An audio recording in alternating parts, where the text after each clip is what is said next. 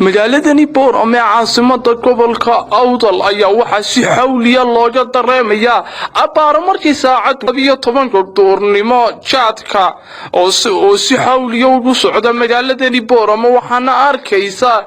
dad ku hortugan meel goobaha kala duwan ee lagu gado qaadka shabakada caalamiga ee Boorame News oo maanta u guurgashay ayaa halkaasi waxay kula kulantay dadka iyagu ka ganacsada jaadka iyo sidoo kale dadka iyagu iibsada ugu horeyntiina waxa ay weydiisay Somaliland hadda may joojin kartaa qaadka intee leed buu leeyahay qaadku iyo sidoo kale saameyn intee leed ayuu leeyahay qoyska waa kuwan qaar ka mid ah oo waraysigeena u dhacay sida tan waa tahay daawadayaal waxaan imika la kulmay mid kamida dadweynaha ku dhaqan magaalada Boorame walaal markuu horeyso waxaan ku weydiinayaa Somaliland imika waxay joogtaa in xilligii ay jaadka joojinaysay ama burburka dhaqaale ee ku imanaya qoyska jaadku uu leeyahay bal ifafaalo walaalaado naga siinay jaadka sidiisa wax faa'iido umada shacabka u leeyahay ma jirto dawladda Somaliland waxaan ku boorinaynaa inay goyso jaadka ku dayto dawladda Soomaaliya ku dayto saadaradeed waxa la wixii dadka ka ganacsana waxa ilaahay weydiinaynaa inuu ilaahay wax khayr gabo ugu bedo dadku wuxuu ka qaataa aad iyo aad buu ka qaataa dhibaato badan uu keenaa sababtoo ah qofka isagoo qaadiraysan waxa furiinka waxa keena waa isaga weeyaan waxyaalaha keenay xagga dakhliga ayuu keenaa qofkii waxa arkaysaa ama wastaada ama kuuleed $7 qaadanay $7 jaad ka bixinay markaas saadaradeed waxa dhacaysa in labadii qof isku dhacaan markuu horeyso ku soo dhawow shabakada caalamiga ee Boorame News bal waxa nooga ifafaalaad naga bixisaa qaadka Somaliland horta su'aasha ugu horeysa ku weydiinaya waxa tahay Somaliland hadda ma waxay joogtaa inay jaadka koojiso ama burbur intee leed ay ku keeni karaa qaadka dad بسم الله الرحمن الرحيم محو فائدة ليه جاد وحوي horta Somaliland halkii jaad joojintani jaad cid joojin karta Ethiopia dawladda oo imsa qarni jirta ayaa dhaqaale kasta oo la siiyay qaadka laga gooyo loogu taagi waayay kowdi Somaliland halkii laga gooyn lahaa dadkeega ku nool waxa weeye dakhliga ka soo galay boqolkiiba marka Soomaaliland boqolkiiba 65 qof in gaaraysa ayaa ku nool dadka imika Boorame ku nool waa in jaad laga masaarifayo khudradda laga masaarifayo iyo in dadka ka yimaada dibadaha wax looga soo diro annagu dadka jaad ka ganacsanaana waxa weeyaan waxaan aaminsanahay waxa weeyaan qofku in jaadkaasi dhaqaalaha dalka ka soo gala ayaa ilaa askarteeda ilaa shaqaaleeyga la siiyo Somaliland imika kiilooga gacanta ku ay sidii misaastiisa walaal kiilooga waxa $20 ha hay qolka waxa weeye $20 waa sixirka ugu jaban ee imika hadda la siiyo qaadka jaban baa jira waxa weeyaan in kasta taasoo kale waxa la siiyaa $2 baa la siiyaa bijita waxa weeyaan qaadad fara badan ba magaalada yimid waxa weeyaan dakhli fara badan oo dalka uga soo gala iyo dadka dakhli fara badan baad tilmaamtay way maana loo is oran jirin dhibaato qoyski burbur ku keeni kara waxa weeyaan fikrada ay aaminsan yihiin dadka yar xaq jirkii ayaa la yiraahdaa burbur qoys buu keenaya dhaqaale burbur buu keenaya masaariiftii xaafadda ayaa lagu cunayaa jaad waxaasay dadka xaq jirkii ka sheegayaan dadka argagixistii laakiin wax ka jira ma jiraan waxa weeye qofkii dabiirley ubad ku dhalay uu garanaya waxa uu baahay uu garanaya intuu jaad siisanay uu garanaya waxa weeye laakiin dana gaar dadka wataaya yiraahdaa meela gacanta banay wax uga yimaadaan ayaa ninkii markuu miyirkii beela uu qaad qayle uu siisto barje ubadkiiba gaajoonay waa sheegooyin dadka xaq jirkiisaan waa tahay daawadayaal imika waxaan la kulanay dadka ka ganacsada qaadka walaal markuu horeysa bal waxay faafaalan naga bixisaa qaadka mise Somaliland hadda ma waxay taagan tahay inay qaadka kookiso dhaqaale intee leed baa ka soo galay jaadka ama khasaare intee leed baa ka soo galay qiista kale qaadka burbur intee leed buu qoyska ugu wacan yahay baad fikir ahaantaad is oran kartaa qaadka horta marka uu horeysa waxa iga soo gala nolol maalmeed fiican oo aanan dhulka kale aanan ka helin markaasi aad aniga ku noolahay reerna waan ka dhaqaaleeyaa ma garatay xitaa dad badan laba aan walaalanahay oo jaamacadda ku jiraan kaga baxsha ma garatay marka dhaqaale ugu filan waa iga soo galay in xagga khasaaraha ee khasaaraha bulshada iyadaba khasaaraha iska waayo hadday iska dayso lama keenin ayaa Allah la kala ku soo ayaa Allah la wajigiisa aan arlaag wajigiisa bulshada looma keenin ma garata markaa khasaaraha iyagaba raali ka bulshadu oo markaas iibsanaysa qaadka hadii laba maalmood ama maalin iska daamam saddexaad lama keenin way qoyska burbur intee leeg buu jaadka ku keeni karaa qoyska wuxuu ku keeni karaa inankii yowga soo shaqaystay oo matalan kuulo uu galay $7 buu soo shaqaystay markuu laba mijad ama mijin qayb ka cuno waa $5 ama $4 wuxuu ka cunay $3 xaafad wuxuu ma taraysan marka qoyska burburka taas uu keenayaa iyo ka sii badan fikir ahaan iyo talo ahaan maxaad u soo jeedinaysaa adu horta fikir ahaan iyo talo ahaan taladu waa Ilaahay laakiin maartay hadii ay Soomaaliland doonayso inay qaadka joojiso horta ha joojisay dadka ka shaqeynaya shaqo ma haysa oo waayo waxa laga yaabaa in Soomaaliland ilaa nus milyan qof inay ka shaqeeyaan jaadka ama ha keenaan ama maartay ha cashuuraan dakhli baa qudhida ka soo galayada oo $60,000 ka soo galay maartay toddobaadka ama bishii marka iyada qudhida dhaqaalay ku haysa marka joojinta iyada haddii ay ku hamiyeyso horta waynu ogaato dawladii ka horeeyay sidii dawladii hore qaadka inay joojiso iyo tan ka awood badan ayay doonaysay laakiin xagee bay ku dambaysay waydiinteeda maaha marka waxa taasi dheer waxa weeyaan xuduudda dheer inta leeg Soomaaliland moodo joojin karto jaad waayahay jaadka kala duwaneed haysid kiilooga iyo tan aad imika gacanta ku haysid waa mise kan waxa weeyaan marka u badan waa $3 marka awdulka u dhacno waa $2 waayahay halku ka imaada basleen waxa uu ka yimaadaa Itoobiya horta Soomaalida Itoobiya ma la jaad laakiin Oromiyo ka yimaadaa iyadana dhaqaalaha inaga qaata ma garatay marka hay هاي مركوا وسعك كوسي وين خلاص هاي مركوا ويان بقى بسوق يمجد دقاله وبا Soomaaliland oo soo gala wajadka هاي gowri qaab ku soo gala هاي ninka sababta fikradiisa wax iska dhaciyaan oo iska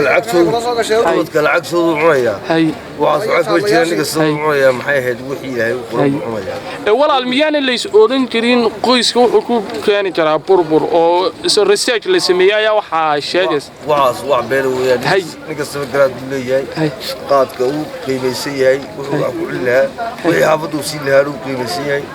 way dadkeena baska dhicinayo reerkii buu qadnayaa yaa ninkii dameerlay nin reer qadnaya ma waxa weeyaan wuxuu wax siisan lahaa uu haystaa ninka dameerlay reer qadin maayo uu dhibi reerkiisa wuxuu iska seexan oo taas hadda uu aaminsanahay dadka caafimaadka ayaa waxay sheegayaan in xanuuno kala duwan laga qaadayo jaadka iyo waliba balwadaha soo raacay sigaarka arimaha aad maxad ka leedahay anu waxa ku ilaalimo ku soo jeedaa waxa qaadku xanuun keenayaa ma jirto حلو رد إلى الباي كوبي قاد ما هي يا عفرت يا الله جامعة ما هي ما هي رجع شقالي شقو كوري جاي قال أنا ما دي جامعة كسر أنا قالوا تقول شيء جامعة ده إنما ما دي دكتور كوري جاي قال أيوة قال شقالها بيوكا سومر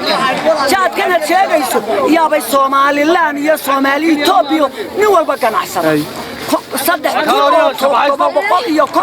قف gurigii walba kaga noqo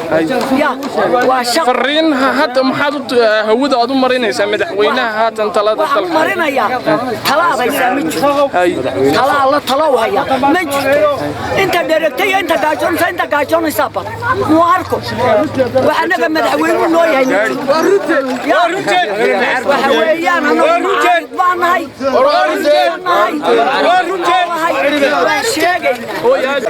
واي ولا الكسور دو شبكة عالمية بورم النيوز مركو الرئيسة وهرين هتان كويتية سوماليلاند حتى ميجوتين جات الكوكيسو تقالين تيلي باتشاسور كلا qoyska ayaa la leeyahay burbur keeni kara lambarku kiyay arimahaas oo dhan maxay ka jira waar booramo dhan baa ka ku nool inta dibadda laga soo diro waa 10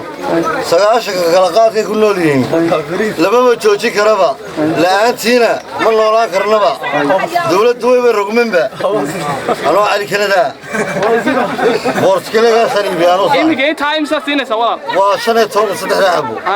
صدق لا حب بيل كيرار كويان هاي هاي سمعت فهمي شاد كان نقني مك هالكلية كان يسيعان إسقى هوضي هوضي هاي تقالي تيلي بجاسو كلادي يمالتي يوم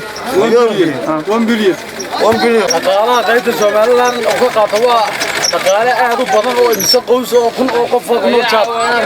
anigana ku dhow هاي waka Soomaaliland hadda ma joogtay inay jaad joogto تقالي تيلي بجاسو كلام inta gacanta ku haysiinaysa fiinaysa ama ma jirta 6 riyaal baa siinaya dhaqaale aad u weyn baa yoonkayga soo gala haduu joogsadana waxa ka soo galay oo kala ma jiro marka inuu sii socdaan aad u jecelahay qoyska burbur intee leeg baa u keeni karaa waa isleedahay ما qoyska wax burburu keenay mooy wax dhaqaale kordhisa mooyaan wax dib uu keeni karaa ba yaraatay ma jiro dhinaca caafimaadka waxa la leeyahay inuu jaadka iyo sigaarkaba in xanuuno kala duwan laga qaado arrimaha ka fikir ahaan maxaad u taleen waana waxa ka leeyahay horta sigaarka waxa la yidhi sanbabada iyo waxba wuxuu yahay sajaadku dhaqaalaha qofku ba kordhiyaa iyo naftiisa hadduu dhaqaale fiican u cabo ama marqoo kale u cabo ama caano kale u isticmaalo ama waxyaalo fiitamiin cuno naftiisa waxa ku sii noqoto wuxuu ka sii qaada caafimaad anigoo waxa weeyaan sabab maxmed xige waxaan ku leeyahay jaadku wadanka Soomaaliland dhaqaale badan ka soo gala iyo annaga iyaga iibinayna markaan ma yoojin karto jaadka Soomaaliland ya qoyska dhaqaale burbur ma ku keeni karaa mise ma keeni ilaahay wax burburiyo waxba ma keeni karo wax ku kara ma jiro fariin maxaad u diray ya fariin waxaan u dirayaa jaadka Soomaaliland oo joojinaysa la leeyahay waxay ما جوجي كرتان لنا أنا مرة هرول ما قاعد يقص حنا عند الجوال سومالنا هدي أقاد جوجيسو يدون الدقالة ميرك كأنت ما يسو أنا أقول ميرك الدقالة كأنت ما ينو وايو أنا جا واحد يقص وقال يوم دقالة تيلي بجاسو كل يومين واحد يقص وقال لا $100 ميراث لا $100 قويسك بربر مكو أبوري كرامة سلاد ما يو حبكم ما أبوري كرامة قويس مو حسابته ولا قبيلة قويس أنت لا قبيلة كبدا بربرة واحد يكون بربرة magaalada barow bad waxay iibsaa jaad ay ku nooshay badna way ka sii qaataan dib u gudahaanba jaadka magaalada la keeno imisa ayuu yahay jaadka magaalada la keeno waxa weeyaan ilaa